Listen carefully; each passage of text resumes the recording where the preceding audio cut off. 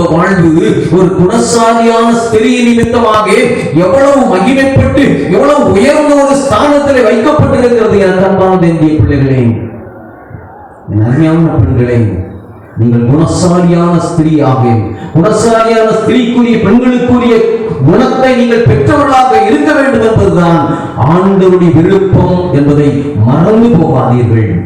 இரண்டாவது குணமுடைய பெண்ணை குறித்து பார்க்கும்போது நீதிமொழிகள் 14வது அதிகாரம் 1வது வசனம், அங்கு ஒரு பெண்ணை குறித்து சொல்லப்பட்டிருக்கிறது. அந்த பெண்ணினுடைய பேர் என்ன? புத்தி உள்ள பெண், புத்தி உள்ள ஸ்திரீ தன் வீட்டை கட்டுகிறாள். அது வேண்டாம், மண்டல் வேண்டாம். ஏன்னா நான் நல்ல காரியத்தை தான் பேச போறேன். முதலே சொன்னேன், அப்படிதானே? அடுத்தவங்க பேச மாட்டேன். சரிதானா? சொன்னதை கண்டிப்பா சொல்லிதான். புத்தி உள்ள ஸ்திரீ, புத்தி உள்ள பெண் தன் இல்லத்தை கட்டுகிறாள் என்று சொல்லப்பட்டிருக்கிறது. அப்போ இரண்டாவது பெண், இரண்டாவது குணமுடைய பெண் புத்தி உள்ள ஸ்திரீ, புத்தி உள்ள பெண். பாருங்க, புத்தி உள்ள பெண் என்ன செய்கிறாள்? குணசாலியான ஸ்திரீ முத்துக்களை பார்த்து உயர்ந்தவளாக இருந்தது போல புத்தி உள்ள ஒரு மனைவி, புத்தி உள்ள ஒரு ஸ்திரீ தன் இல்லத்தை கட்டுகிறவளாக இருக்கிறாள். அல்லேலூயா. எத்தனை பேர் புத்தி உள்ளவர்களாக இருக்கிறீங்க? நான் முதலே சொன்னேன், அப்படிதானே? புத்தி உள்ளவர்களாக இருக்கணும். குடும்பத்தை நடத்துவதில் புத்தியா நடந்துவிடணும்.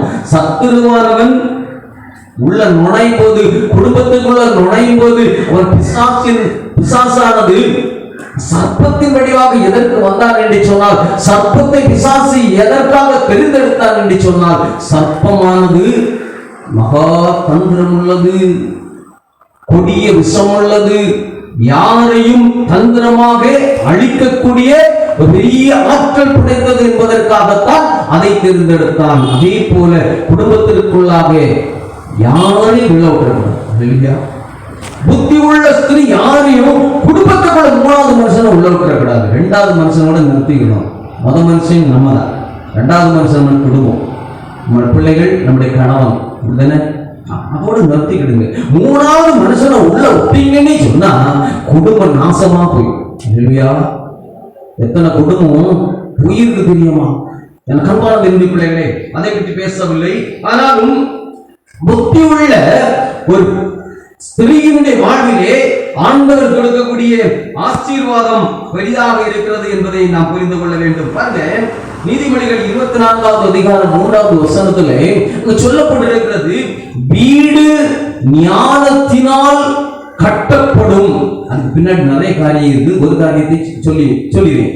வீடு ஞானத்தினால் கட்டப்படும். புத்தி உள்ள ஸ்திரீ வீட்டை கட்டுகிறாள். வீடு ஞானத்தினால் புத்தியினால் கட்டப்படும் என்று சொல்லப்பட்டிருக்கிறது. அப்படி என்று சொன்னால் வீட்டுக்குள்ள ஞானம் வேணும், வீட்டுக்குள்ள புத்தி வேணும், புத்தி உள்ள மகள், புத்தி உள்ள ஸ்திரீ இருக்க வேண்டும். சில இடங்கள்ல பெண்கள் ரொம்ப அழகா குடும்பத்தை நடத்துவாங்க. ஆண்களுக்கு பிரச்சனையே இல்லை. பாருங்க, சில குடும்பத்தில் சொல்லுவாங்க, என் மனைவி எல்லாம் பார்த்துக்கிடுங்க, எனக்கு ஒரு கவலை. பாருங்க, கொடுத்து வச்ச ஒரு ஆண். இல்லையா? அங்க பாக்குறேன், நம்ம வீட்டுல இப்படி எல்லாம் இல்லையே அப்படின்னு சொல்லி அங்கெல்லாம் நினைக்கிறாங்க. நிறைய குடும்பத்துல நிறைய குடும்பம் இருக்குது. பாருங்க, நிறைய குடும்பத்துல அப்படிப்பட்ட ஒரு புத்தியுள்ள பெண்கள் இருக்கிறாங்க, புத்தியுள்ள மனைவி இருக்கிறாங்க, புத்தியுள்ள பிள்ளைகள் இருக்கிறாங்க, பெண் பிள்ளைகள் இருக்கிறாங்க. பாருங்க, புத்தியுள்ள பிள்ளைகளாக இல்லத்தை கட்டுகிற பிள்ளைகளாக இருந்து கொண்டிருக்கிறார்கள். அது நமக்கு வேண்டும். புத்தியாக நடந்து, புத்தியாக வாழ்ந்து, புத்தியாக இந்த உலக வாழ்வை முடிக்கிற எத்தனையோ பெண்கள், தாய்கள், முதிர் வயதில் உள்ளவர்கள், பாட்டிகள் இருக்கிறார்கள் அல்லவா? அதை தேவன் விரும்புகிறார் என்பதை நாம் புரிந்து கொள்ள வேண்டும். அதுக்கு ஒரு உதாரணம் நியாயாதிபதிகள் 13ஆம் அதிகாரத்தில் பாருங்க, 13ஆம் அதிகாரத்தை சொல்லுவேன். அங்கே 2 பேரை, அதாவது ஒரு குடும்ப வாழ்க்கை குறித்து சொல்லப்பட்டிருக்கிறது. மனோவா, அவன் மனைவி, மனைவி பெயர் சொல்லப்படவில்லை. மனோவா அவருடைய மனைவி. பாருங்க, எப்படி புத்தி உள்ளவாக கணவனை சார்ந்து இருந்தாள் என்று சொல்லி இந்த இடத்துல சொல்ல வேண்டும். பாருங்க, 19வது வசனத்துல அதை பார்க்கும்போது அந்த இடத்துல கணவனும் மனைவியும் பார்த்து கொண்டிருந்த போது ஒரு அதிசயம் விளங்கினது என்று சொல்லி எழுதப்பட்டிருக்கிறது. ஒரு அதிசயம் நடந்தது, குடும்பத்தில் ஒரு அதிசயம் நடந்தது. இன்னைக்கு அநேக குடும்பத்துல அதிசயம் நடக்கணும்னு சொல்லி நம்ம நினைக்கிறோம். அப்படிதானே? நடக்கணுமா நடக்கணுமா? நடக்கணும். யாரால் நடக்கணும் தெரியுமா? பெண்களால தான் குடும்பத்தில் அதிசயம் நடக்கணும். அல்லேலூயா. இது அப்படிதான் நடந்தது. அல்லேலூயா. 2 பேரும் பார்த்து கொண்டிருந்த போது ஒரு அதிசயம் நடந்தது என்று சொல்லி எழுதப்பட்டிருக்கிறது. பாருங்க, என்ன அதிசயம் நடந்தது? 6வது வசனத்திலே ஒரு தேவ மனுஷன் வருகிறான். இவளுக்கு பிள்ளை இல்ல, தேவ மனுஷன் வருவான். மனுஷன் வந்து உனக்கு பிள்ளை பிறக்கும், இப்படி எல்லாம் வளர்க்கணும்னு சொல்றான். இவன் ஒண்ணுமே பேசல, எல்லாம் கேட்டுட்டு இருக்கிறான். புருஷன் வந்த உடனே சொல்றான். என்ன சொன்னா தெரியுமா? தேவ மனுஷன் ஒருத்தன் வந்தான், அவன் ரூபத்தை பார்த்தா இப்படி எல்லாம் இருந்தது, என்னிடத்தில் இப்படி எல்லாம் சொன்னா, நான் எங்கிருந்து வந்தாருன்னு கேட்கல. நல்ல புரிஞ்சு, எங்கிருந்து வந்தாருன்னு கேட்கல. அவரும் அவருக்கு பேர சொல்லல. 6வது வசனத்தில் சொல்லப்பட்டிருக்கிறது. அப்படின்னா என்ன அர்த்தம் தெரியுமா? கணவனை அன்றி இன்னொருவருடைய எந்த விதத்திலும் அவன் வந்து என்ன செய்யல, வியாக்கியானம் பண்ணல. யார், எங்க, எப்படி எப்படி எந்த இதுவும் பேசல. வந்த உடனே இதை பற்றி கணவனிடம் சொல்றார். கணவன் ஒன்றும் பேசல. ஏன்னா மனைவியை பற்றி நல்லா தெரியும். இந்த மனைவி இப்படிப்பட்டவள் தான் அப்படின்னு சொல்லி தெரியும். பாருங்க, அடுத்த முறை 2 பேரும் ஜெபம் பண்றாங்க. ஆண்டவரே, இது கடவுளுடைய மனுஷன் தான். 2 பேரும் பிரேயர் பண்ணும்போது, 2 பேரும் இணைந்து பிரேயர் பண்ணும்போது மனோவா சொல்றான், ஆண்டவரே இன்னொரு முறை நீர் அனுப்பிறவங்க வரட்டு, நான் கேட்கணும் அப்படின்னு சொல்லி சொல்றான். திருப்பி வயல்வெளியிலே அவர்கள் இருந்து கொண்டிருக்கும் போது அந்த தூரத்தில் இருக்கிறான். அவள் தள்ளி நிற்கிறான். திரும்பவும் அந்த தேவனுடைய மனுஷன் வருகிறான். வந்து இதே விதமாக சொல்லும் போது அவனிடத்துல ஒன்றும் பேசல. நேர யார்கிட்ட போறா? கணவன் இடத்துல போறா. போய் அன்று வந்தவர்கள் இன்றும் வந்திருக்கிறார்கள், ஓடி வாரம் சொல்லி 2 பேரும் ஓடி வராங்க. ஓடி வந்து அந்த இடத்துல கேட்கிறாங்க. பாருங்க, இதுல ஒண்ணு புரிஞ்சுக்கிடணும். கணவனும் மனைவிக்கும் இருந்த ஒரு நல்ல உறவு, இணைந்த வாழ்வு. கணவனுக்கு தெரியாம மனைவிக்கு எந்த காரியம் செய்ய மாட்டாங்க, மனைவிக்கு தெரியாம கணவன் எந்த காரியமும் செய்ய மாட்டாங்க. ஒரு நல்ல ஒரு பரஸ்பரமான உறவு, இணைந்த வாழ்வு. இதை இணைந்த வாழ்வு அவர்களுக்குள்ளாக இருந்ததினாலே ஒரு நல்ல குணமுள்ள ஒரு நல்ல மனைவியாக அவள் இருந்ததினால, அந்த குணாதிசயத்தை தான் சொல்லப்பட்டிருக்கிறது. இருந்ததினாலே பாருங்க, அந்த இடத்துல ஒரு அதிசயத்தை 2 பேருமே பார்த்தாங்கன்னு சொல்லி அந்த வசனத்துல சொல்லப்பட்டிருக்கிறது. அதிசயத்தை கண்டார்கள் என்று சொல்லப்பட்டிருக்கிறது. நம்முடைய குடும்பத்திலும் அதிசயம் நடக்க வேண்டும் என்று சொன்னால் கணவனும் மனைவியும், குறிப்பாக அந்த இடத்துல மனைவியினுடைய பங்கு மிக முக்கியமானதாக அங்கு எடுத்து காண்பிக்கப்பட்டிருக்கிறது.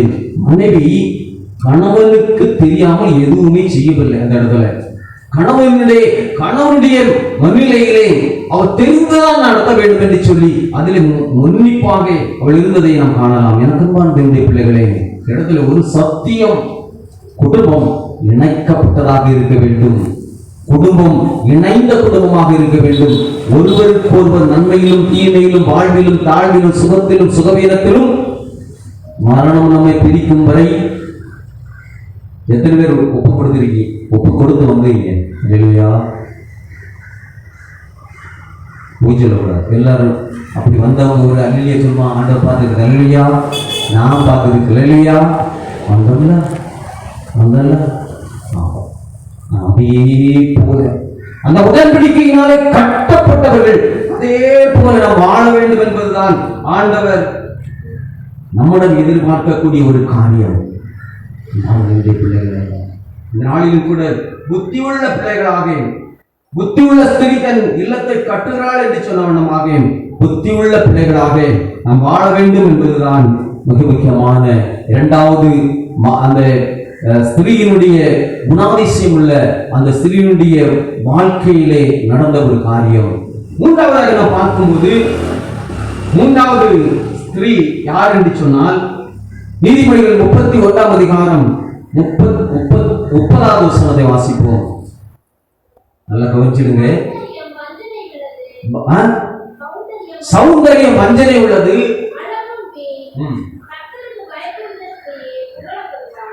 3வது ஸ்திரீ யாரு? சத்தமா சொல்லுங்க. உங்களுக்கு தானே சொல்றேன். யாருமா? கர்த்தருக்கு இப்போ நான் பேசும்போது யாரும் என்ன செய்யக்கூடாது, வருத்தப்படக்கூடாது. சரிதான், நிறைய காரியங்கள் சொல்லணும், நேரம் குறைவா இருக்கிறதுன்னு சொல்லி நான் முடிக்க போகிறேன். இல்லையா, இங்க சொல்லப்பட்டிருக்கிற மூன்றாவது பெண் கர்த்தருக்கு பயப்படுகிற பெண். கர்த்தருக்கு பயப்படுகிற ஸ்திரீ அவள் எப்படி இருப்பாள்? புகழப்படுவாள். முதல் பெண் புத்தர்களை பார்த்து உயர்ந்தவளாக இருந்தாள். இரண்டாவது பெண் இல்லத்தை கட்டுகிறவளாக இருந்தாள். மூன்றாவது பெண் என்ன? புகழப்படுகிறவளாக இருந்தாள், புகழப்பட்டவளாக இருந்தாள். எங்க புகழப்பட்டவளாக இருந்தால் தெரியுமா? இப்ப கணவன்மார்கள் ரொம்ப இதாகிடுவாங்க. பாருங்க, நல்லா பாருங்க, பாருங்க எப்படி புகழப்பட்டாள். வெளிய புகழ் ரெண்டாவது, உள்ள புகழ இருக்கும். மனம் எங்க வீசணும்? முதல்ல வீட்டுக்குள்ள வீசணும். வீட்டுக்குள்ள நாத்தம் அடிச்சுட்டு வெளிய மணக்க கூடாது. இல்லையா, இங்கே இந்த கர்த்தருக்கு பயப்படுகிற ஸ்திரீயினுடைய குணாதிசயம் அதே அதிகாரத்துல 28வது வசனத்துல படிக்கலாம். நிறைய காரியம் இருக்குது, சுருக்கமா சொல்லி படிக்க போகிறேன். 28 படிக்கலாம். பாருங்க, புத்தியுள்ள இந்த கர்த்தருக்கு பயப்படுகிற ஒரு ஸ்திரீயினுடைய வீட்டிலே, புத்தியுள்ளவளாக வாழ்ந்த கர்த்தருக்கு பயப்பட்ட ஒரு ஸ்திரீயினுடைய வீட்டிலே நடக்கக்கூடிய காரியம் பாருங்க. அவளுடைய பிள்ளைகள் எழும்பி, இதை விட வேற பாக்கியம் வேணுமா? அவளுடைய பிள்ளைகள் எழும்பி தன்னுடைய தாயாரை வாக்கியவதி என்று தெரிஞ்சுவாங்க, சொல்லுவாங்க. பாருங்க, வாக்கியவதி, அம்மா வாக்கியவதி, எனக்கு கடவுள் கொடுத்த பெரிய பாக்கியம். ஒரு பிள்ளை அப்படி சொல்லுதுன்னா இதை விட வேற ஏதாவது சாக்கியம் பாக்கியம் உண்டாங்க? ஒரு தாயின் நமக்கு உலகத்துல தாயின்னு ஒரு ஸ்தானம் இருக்கு. பார்த்தீங்களா, நம்ம பிள்ளை பிள்ளை பித்து இருக்கிறோம். அப்படிதானே நம்ம பிள்ளை சொல்லுது, அம்மா ஒண்ணு என்ன, உங்களை தாயாக பெற்றதற்கு நான் என்ன தபம் செய்திருக்கணும், என்ன பேர் செய்திருக்கணும் அப்படின்னு சொல்லி ஒரு பிள்ளை உங்களை குறித்து, உங்களுடைய இந்த கர்த்தருக்கு பயப்படுகிற ஒரு பக்தி நிறைந்த வாழ்க்கையை குறித்து அவள் புகழ்ந்து சொல்லும் போது இந்த தாயாருடைய இருதயத்திலே அதை விட எந்த சந்தோஷமும் இருக்க. அல்லேலூயா, தாயார் அல்லேலூயா. அடுத்த படிக்கணும், அடுத்த வசனம் படிங்க. பாருங்க, பிள்ளைகள் சொல்றது மட்டும் இல்ல, கர்த்தருக்கு பயப்படுகிற பயத்தோடு வாழ்கிற ஒரு ஸ்திரீக்கு பிள்ளைகள் அவிதமாக எழுப்பி சொன்னார்கள்.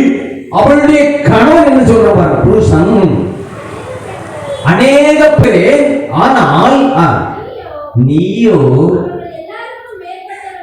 அவள் எல்லாரையும் விட மேற்பட்டவள் என்று அவளை புகழுகிறாள். புகழ்ச்சி எங்கிருந்து முதல்ல வருது? கர்த்தருக்கு பயப்படுகிற ஒரு பிள்ளைக்கு, ஒரு மகளுக்கு, ஒரு தாயாருக்கு, ஒரு மருமகளுக்கு, ஒரு மனைவிக்கு எங்கிருந்து வருகிறது என்று சொன்னால், தன்னுடைய இல்லத்திலே பிள்ளைகளாலே ஒரு புகழ்ச்சி, தன்னை திருமணம் செய்து கொண்ட கணவனாலே ஒரு புகழ்ச்சி. ரெண்டு புகழ்ச்சியும் ஒரு பெண்ணுக்கு கிடைத்தது என்று சொன்னார்.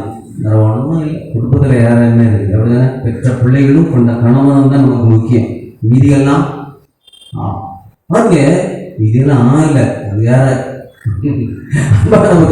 நாளிலும் கூட கர்த்தருக்கு பயப்படுகிற ஒரு ஸ்திரீயுடைய பிள்ளைகளை பயம் என்று சொன்னால், நீதிமொழிகள் 8ஆம் அதிகாரம் 13வது வசனத்திலே தீமையை வெறுப்பதை கர்த்தருக்கு பயப்படுகிற பயம் என்று சொல்லி எழுதப்பட்டிருக்கிறது. தீமையான காரியங்களை வெறுத்து, தீமை வருகிறதை வெறுத்து நன்மையான காரியங்களை குடும்பத்தில் செய்வதுதான் ஒரு தாயாருடைய கடமையாக இருந்து கொண்டிருக்கிறது என்று சொல்லி சொல்லப்பட்டிருக்கிறது. பிள்ளைகளே, அதே போல கர்த்தருக்கு பயப்படுகிற ஒரு பெண்ணினுடைய வாழ்விலே, அது சபையாக இருந்தாலும் சரி, சமுதாயமாக இருந்தாலும் சரி, அதில் மிக முக்கியமான ஒரு காரியம் சொல்லப்பட்டிருக்கிறது. 1 தீமோத்தேயு 2ஆம் அதிகாரம் 10வது வசனத்தில் சொல்லப்பட்டிருக்கிறது.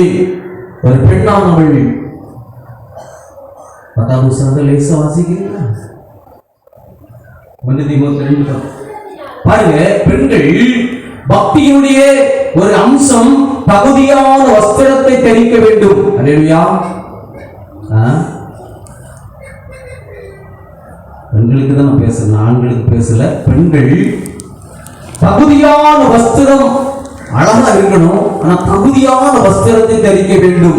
தகுதியான வஸ்திரம் இல்லை என்று சொன்னால் அது பக்தியை விட்டு நம்மை பெறச் செய்யும். படிக்குமா? நாணத்தினாலும் தெளிந்த புத்தியினாலும் தேவ பக்தி உள்ளவர்கள் என்று சொல்லிக் கொள்ளுகிற ஸ்திரீக்கு ஏற்றபடி நற்கிரியைகளினாலும் தங்களை அலங்கரித்துக் கொள்ள வேண்டும். பவுல் தீமோத்தேயுக்கு எழுதும்போது அதை எழுதுகிறார். பாருங்க, பெண்கள் தகுதியான வஸ்திரத்தோடும் நாணத்தோடும் நல்ல குணத்தோடும், அது மட்டுமல்ல நற்குல பக்தியுள்ள பெண்கள் என்று சொல்லக்கூடிய அந்த வரிசையிலே அவர்களும் நின்று அந்த வரிசையிலே காரியங்களை செய்கிற ஒரு நல்ல மகளாக அவர்களையும் இந்த சமுதாயம் பார்க்கக்கூடிய அளவிற்கு ஒரு நல்ல பக்தி உள்ள பெண் அதை செய்கிறாள். தகுதியான வஸ்திரம் வேண்டும். பக்திக்கு தகுதியான வஸ்திரம் முக்கியம். நமக்கு